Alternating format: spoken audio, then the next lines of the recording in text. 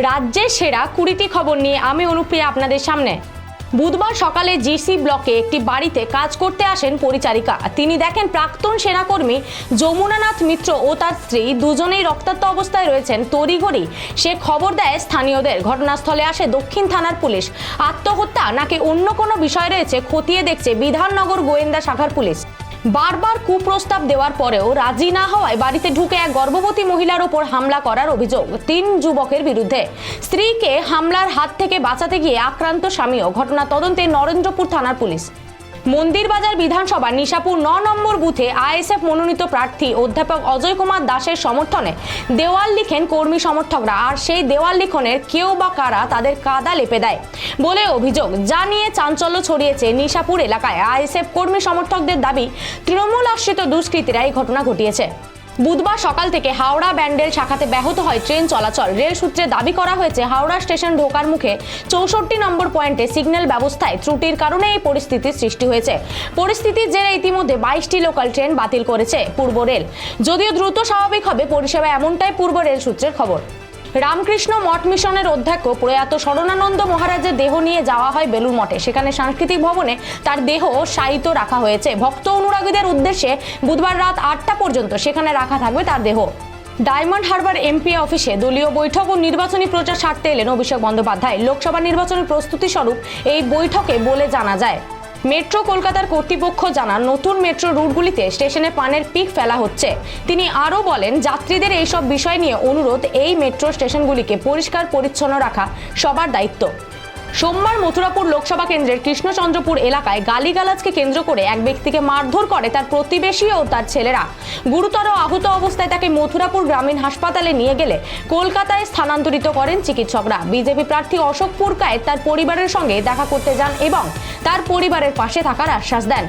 ক্যান্সারের মতো মরণাপন্ন রোগে আক্রান্ত স্ত্রীর চিকিৎসা হয়নি 7 মাস যাবৎ। চিকিৎসা করবার আসে স্বাস্থ্যসাথী কার্ড নিয়ে শাহিনারা গ্রামের এক ব্যক্তি ঘুরছেন হাসপাতাল থেকে আরেক হাসপাতাল, কিন্তু সব হাসপাতাল থেকে বিভিন্ন অজুহাতে ফিরিয়ে দেওয়া হচ্ছে তাকে।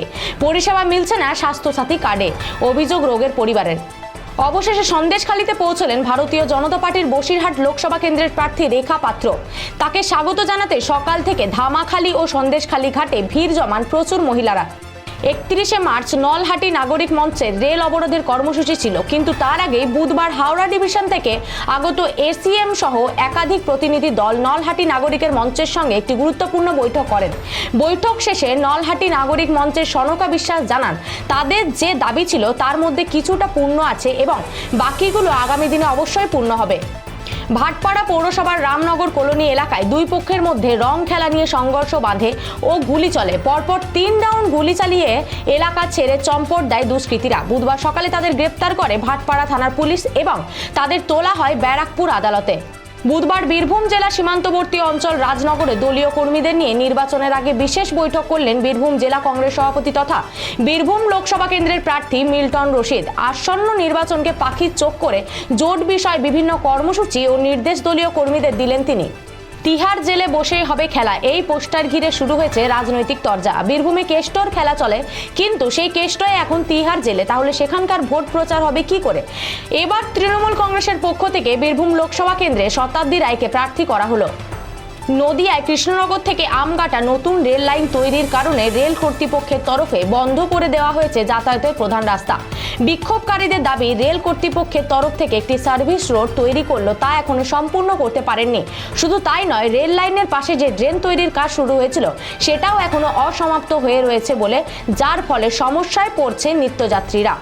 বারুইপুর পশ্চিম বিধানসভা এলাকায় বিধানসভার অধ্যক্ষ বিমান বন্দ্যোপাধ্যায়ের সঙ্গে প্রচারে বেরিয়ে সায়নী ঘোষ জানালেন, বাংলার মানুষ তৃণমূল কংগ্রেসের সাথে আছে, বাংলার উন্নয়নে বিরোধীদের কোনো ভূমিকা নেই।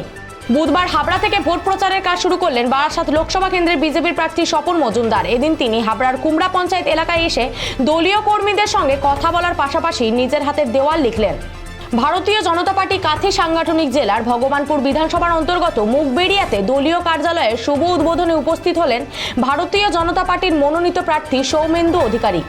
জেলায় 10 জন প্রশাসনিক কর্তাদের বিরুদ্ধে কেন্দ্রীয় নির্বাচন কমিশনারের কাছে অভিযোগ করলেন মালদা উত্তর লোকসভা কেন্দ্রের বিজেপির প্রার্থী খগেন মুর্মু।